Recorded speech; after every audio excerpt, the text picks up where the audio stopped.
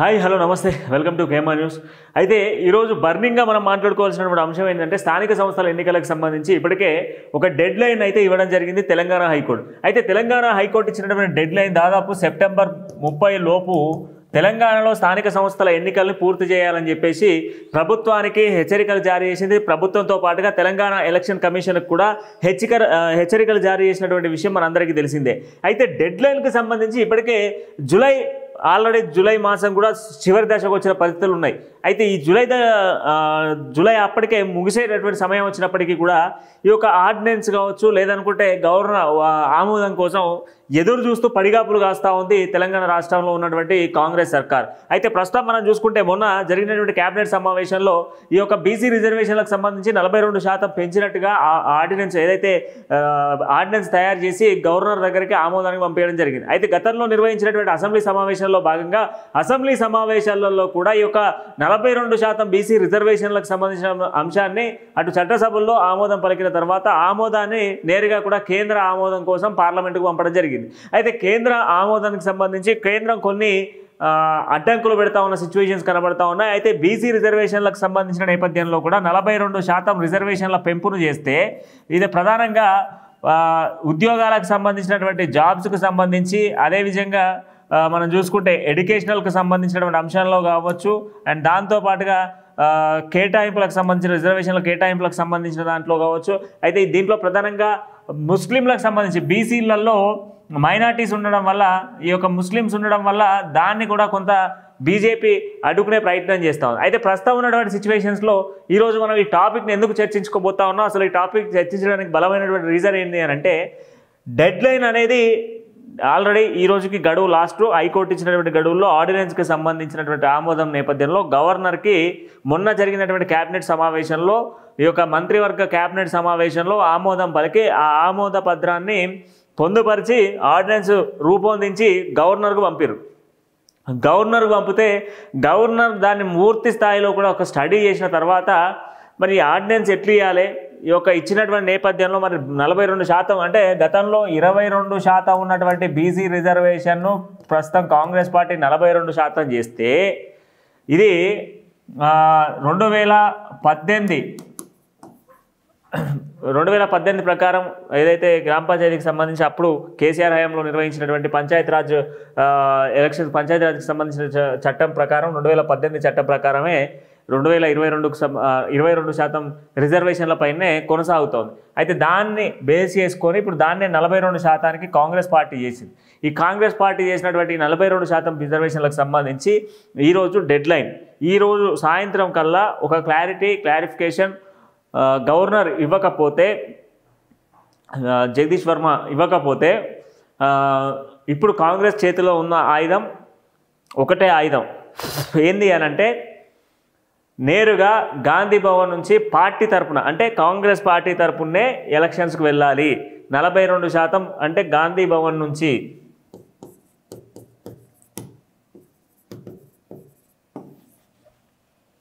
ఈ గాంధీ భవన్ నుంచే ఎన్నికలకు వెళ్ళాలి. ఇక్కడ నుంచే ఏది టికెట్ కేటాయింపులకు సంబంధించి 42% ఎలక్షన్స్కి సంబంధించిన దాంట్లో 42%కి సంబంధించినటువంటి టికెట్ కేటాయింపులకు సంబంధించి గాంధీ భవన్ నుంచే వెళ్లాల్సిన సిచ్యువేషన్స్ ఉన్నాయి. ఇప్పుడున్న సిచ్యువేషన్స్లలో కేంద్రం ఆమోదం పలికేటువంటి పరిస్థితులు లేవు బీసీ రిజర్వేషన్లకు సంబంధించి. ప్రస్తుతం బీఆర్ఎస్ కూడా ఆర్డినెన్స్కి సంబంధించిన విషయంలో యుద్ధం చేస్తూ ఉంది.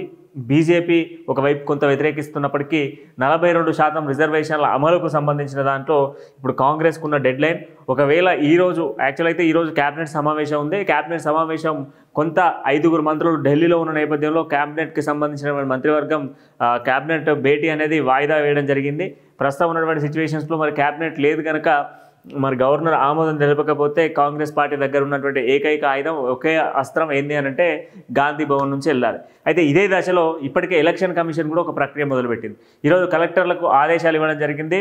లోకల్ బాడీ ఎన్నికలకు సంబంధించి సజావుగా జరిగేందుకు ఏ జిల్లాలలో ఎన్ని విడతలుగా ఎన్నికలు పెట్టాలి, ఆ ఎన్నికలకు సంబంధించినటువంటి ఓటర్లకు సంబంధించిన జాబితాతో పాటుగా పోలింగ్ కేంద్రాలు, నూతన ఓట్లు, దాంతోపాటుగా గ్రామ పంచాయతీలకు సంబంధించినటువంటి సవరణలు, అదేవిధంగా విడతల వారీగా ఎన్ని విడతల్లో ఎన్నికలు పెట్టాలి, సుజావుగా ఎన్నికలు నిర్వహించేందుకు అన్ని ఏర్పాట్లను సిద్ధం చేయండి, టైం ఏదైతే సెప్టెంబర్ 30 లోపు ఎన్నికలు పూర్తి చేయాలి, హైకోర్టు ఇచ్చినటువంటి ఆదేశాల మేరకు అన్ని కంప్లీట్ చేయాలి, ఈ నెల ఆఖరిలోగా నోటిఫికేషన్ రావాలి, లేదనుకుంటే next month first week or second week అంటే ఆగస్టు మొదటి వారం లేదా రెండో వారం లోపు నోటిఫికేషన్ రాగాలి, సెప్టెంబర్ మొదటి లేదా రెండో వారంలో ఎన్నికలు అయిపోవాలి, కంప్లీట్గా రిజల్ట్ కూడా ప్రకటించేసేయాలి అనేది ఇప్పుడు ఎన్నికల కమిషన్ దగ్గర ఉన్నటువంటి ఏకైక ఛాన్స్.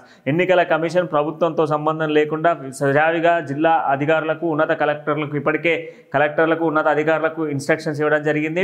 ఓటర్ల జాబితాను, అదేవిధంగా గ్రామ పంచాయతీలకు సంబంధించినటువంటి సవరణలు, అదేవిధంగా గ్రామాలలో జిల్లాల వారీగా ఎన్ని విడతలలో ఎన్నికలు చేయాలి, కావాల్సినటువంటి సిబ్బంది, పోలింగ్ కేంద్రాలు, వీటికి సంబంధించినటువంటి పూర్తి ప్రక్రియను ఎన్నికల కమిషన్ సిద్ధం చేస్తూ ఉంది. ఇప్పుడు ఆర్డినెన్స్ వెయిటింగ్ కోసం ప్రభుత్వం ఎదురు చూస్తున్న సిచ్యువేషన్స్ మరోవైపు కనబడతా ఉన్నాయి. ఈ రెండింటిపైన ఇప్పుడు ఒక క్లారిఫికేషన్ కావాలి. ఆ క్లారిటీ వచ్చేంత వరకు ప్రభుత్వం ఏం చేయడానికి లేదు. ఏమన్నా చేయాలి అని అంటే ముందుగా గాంధీ భవన్ నుంచి 42% బీసీ రిజర్వేషన్లకు సంబంధించి 42%కి సంబంధించిన దానిపైన పత్రాలు ఇచ్చి పంపించి ఎన్నికల్లో నిలబెట్టడం తప్ప ఇంకా మిగతా ప్రయత్నాలు ఏం లేవు. అయితే ఇదే తరహాలో ప్రస్తుతం ఉన్నటువంటి సిచ్యువేషన్స్లో ఈ 3 పార్టీల ఫోకస్ ఒకటి కొనసాగుతా ఉంది. అయితే ప్రస్తుతం బీఆర్ఎస్, కాంగ్రెస్, బీజేపీ ఇప్పుడు ఈ 3 పార్టీలకు స్థానిక ఎన్నికలు అనేది పెద్ద టాస్క్లా మారినాయి. ప్రస్తుతం ఉన్నటువంటి సిచ్యువేషన్స్లో కాంగ్రెస్ వైఫల్యాలను బయటపెడుతూ కాంగ్రెస్ ఇచ్చినటువంటి హామీలు, కాంగ్రెస్ ఇచ్చినటువంటి అనేకమైనటువంటి 6 గ్యారెంటీలు కావచ్చు, 420 పైసలకు హామీలు కావచ్చు, ఇవన్నీ నెరవేర్చకుండా తప్పుదో బట్టి ప్రజల్ని మభ్యపెట్టి ఎన్నికల్లో గెలిచినటువంటి కాంగ్రెస్ ప్రభుత్వం చేస్తుంది ఏం లేదు. ఈరోజు ఆంధ్రాకు నీళ్ళు అప్పగెప్తా ఉంది, వాటాలు పంపిస్తూ ఉంది. బాబు శిష్యుడు తెలంగాణలో ఉండి తెలంగాణను ఆగం చేసి గతంలో తెలంగాణ హక్కుల కోసం పోరాడి ప్రత్యేక తెలంగాణ రాష్ట్రాన్ని ఏ విధంగా అయితే తెచ్చుకున్నామో రేపు పొద్దుగల నీళ్ళ కోసం మరొక ఉద్యమాన్ని చేసే విధంగా రేవంత్ రెడ్డి సర్కార్, కాంగ్రెస్ ప్రభుత్వ వైఖరి ఉన్నది అని చెప్పే విధంగా ఒకవైపు బీఆర్ఎస్ క్షేత్రస్థాయిలో పెద్ద ఎత్తున కార్యక్రమాలు చేసుకుంటూ ముందుకు పోతా ఉంది. దాంతోపాటుగా ఇప్పటికే జిల్లాకు సంబంధించినటువంటి జిల్లా అధ్యక్షులతోనే దాంతోపాటుగా ప్రతి నియోజకవర్గంలో విస్తృత సమావేశాలు నిర్వహించడం, మాజీ సర్పంచులు, ప్రస్తుతం నిలబడేటువంటి అభ్యర్థులు వీళ్ళందరితో కూడా భేటీలు నిర్వహిస్తూ ఉన్నారు. పెద్ద ఎత్తున కూడా పార్టీకి సంబంధించినటువంటి కార్యక్రమాలను ఇప్పటికే కేటీఆర్, హరీష్ రావు కీలక నేతలంతా కూడా జిల్లాలలో పర్యటిస్తూ ఉన్నారు. జిల్లాలలో సమావేశాలు నిర్వహిస్తూ ఉన్నారు. ఆ సమావేశాల్లో భాగంగా పెద్ద ఎత్తున కూడా ఈ కాంగ్రెస్ పార్టీ నుంచి, బీజేపీ పార్టీ నుంచి చేరికలు చేర్చుకుంటా ఉన్నారు. చాలామంది నాయకులు ఈ టార్గెట్ అంతా బీఆర్ఎస్ టార్గెట్ ఏంటి అని అంటే ఇప్పుడు రాబోతున్నటువంటి స్థానిక ఎన్నికల్లో ఖచ్చితంగా ప్రజల్లో మేమున్నాం, ఇప్పుడు అసెంబ్లీ ఎన్నికలు వచ్చినా కూడా మేము మళ్ళీ అధికారంలోకి వచ్చేటువంటి సత్తా ఇప్పుడు ప్రజల్లో ఉన్నది, ప్రజలు మమ్మల్ని గెలిపిస్తారు అన్నటువంటి ధీమాను లోకల్ బాడీ ఎన్నికల్లో బీఆర్ఎస్ పార్టీ చూపించాలని చెప్పేసి ప్రయత్నం చేస్తూ ఉంది. ఇక ఆ తర్వాత బీజేపీ ఇప్పటి వరకు ఎంపీలు, ఎమ్మెల్యేలకు సంబంధించి వరకే టార్గెట్ చేసింది. ఇన్ని రోజుల వరకు కంప్లీట్గా కూడా వాళ్ళు అంటే పెద్ద నేతలకు సంబంధించిన దానిపైన ఫోకస్ అంతా బీజేపీ చేసింది. కానీ ఈసారి స్థానిక ఎన్నికల్లో కూడా బీజేపీ స్పెషల్ ఫోకస్ చేసేందుకు ప్రయత్నాలు కొనసాగిస్తూ ఉంది. ఇప్పటికే చాలామంది బీజేపీపై వ్యతిరేకత తీసుకొస్తూ ఉన్నారు. ఎందుకంటే ఎంతసేపు మీ స్వార్థం కోసం మీరే చూసుకుంటారా, కింద ఉన్నటువంటి నాయకుల గురించి మీరు ఏమాత్రం ఆలోచించట్లేదని చెప్పేసి మండిపడుతున్న నేపథ్యంలో కూడా చాలా వరకు ఇబ్బందులు పెడతా ఉన్న నేపథ్యంలో, చాలా వరకు ఈ పరిస్థితుల ప్రభావం నేపథ్యంలో చాలామంది ఇబ్బంది పెడతా ఉన్న నేపథ్యంలో ఇప్పుడు లోకల్ బాడీ ఎన్నికలపైన కూడా ప్రస్తుతం ఉన్నటువంటి సిచ్యువేషన్లో లోకల్ బాడీ ఎన్నికలపైన కూడా ఈ యొక్క బీజేపీ పార్టీ స్పెషల్ ఫోకస్ చేస్తూ ఉంది. ఆ స్పెషల్ ఫోకస్లో భాగంగా లోకల్గా ఉన్నటువంటి లీడర్లందరినీ అంటే చోటా మోటా లీడర్లందరినీ గెలిపించాలన్నటువంటి దిశగా కూడా ఈ యొక్క బీజేపీ ప్రయత్నాలు చేస్తూ ఉంది. గ్రామ సర్పంచ్లు, ఎంపీటీసీలు, జెడ్పీ చైర్పర్సన్స్లలో కూడా బీజేపీ ఓట్ బ్యాంకును పెంచాలా, బీజేపీకి సంబంధించినటువంటి పర్సంటేజ్ను పెంచాలా అన్నటువంటి ప్రయత్నంలో భాగంగా ప్రస్తుతం ఉన్నటువంటి సిచ్యువేషన్స్లలో ఈ యొక్క బీజేపీ పార్టీ సన్నద్ధాలు చేస్తూ ఉన్న సిచ్యువేషన్స్ కనబడతా ఉన్నాయి. ఇక అదే తరహాలో కాంగ్రెస్ పార్టీ కూడా ఇంకొక ప్రయత్నం చేస్తూ ఉంది. కాంగ్రెస్ పార్టీకి సంబంధించి స్థానిక ఎన్నికలలో గతంలో ఏదైతే అసెంబ్లీ ఎన్నికలు కానీ పార్లమెంట్ ఎన్నికల్లో కానీ 2 ఎన్నికలలో కూడా కాంగ్రెస్ పార్టీ చేసినటువంటి అనేక అంశాలకు సంబంధించి మనం చర్చించుకుంటే కాంగ్రెస్ పార్టీ ఇచ్చినటువంటి గ్యారెంటీలకు సంబంధించిన నేపథ్యంలో ప్రస్తుతం ఆ గ్యారెంటీలకు సంబంధించి అంటే గతంలో ఇచ్చినటువంటి హామీలన్నీ నెరవేర్చుకుంటూ వస్తూ ఉన్నాం. రైతు రుణమాఫీ చేసినాం, రైతు భరోసా వేస్తూ ఉన్నాం. దాంతోపాటుగా మరొక అంశం ఏంది అని అంటే మహిళలకు ఉచిత బస్సు ఇస్తూ ఉన్నాం, 200 యూనిట్ల కరెంట్ ఇస్తూ ఉన్నాం, సన్న బియ్యం అందజేస్తూ ఉన్నాం. దాంతోపాటుగా ఇతరత్ర కార్యక్రమాలు రూపొందించినటువంటి ఇందిరమ్మ ఇండ్లను కావచ్చు, ఇతరత్ర అంశాలపైన స్పెషల్ ఫోకస్ ఈ యొక్క కాంగ్రెస్ పార్టీ చేసేటువంటి ప్రయత్నం చేస్తూ ఉంది. ఇచ్చినటువంటి ప్రతి పథకాన్ని ప్రజల్లోకి చూపించాలా, కంప్లీట్గా కూడా గతంలో బీఆర్ఎస్ ఏదైనా పథకాన్ని ఇంప్లిమెంట్ చేస్తే ఏ విధంగా ప్రజలకు చూపించే ప్రయత్నం చేసిందో అదే ప్రయత్నాన్ని అదే తరహాలో ప్రస్తుతం కాంగ్రెస్ పార్టీ చేసేందుకు సోషల్ మీడియా వారియర్లను ఏర్పాటు చేస్తూ ఉన్నారు. సోషల్ మీడియాలో వీడియోలను వైరల్ చేసేటువంటి ప్రయత్నం చేస్తూ ఉన్నారు. లోకల్ బాడీ స్థానిక ఎన్నికల్లో స్పెషల్ ఫోకస్ అంతా కూడా కాంగ్రెస్ పార్టీ చేసేటువంటి ప్రయత్నం చేస్తూ ఉంది. సో ఏదేమైనా ఎన్నికలకు సంబంధించి లోకల్ బాడీ ఎన్నికలకు సంబంధించినటువంటి డెడ్ లైన్ మాత్రం నేటితో ముగియబోతా ఉంది.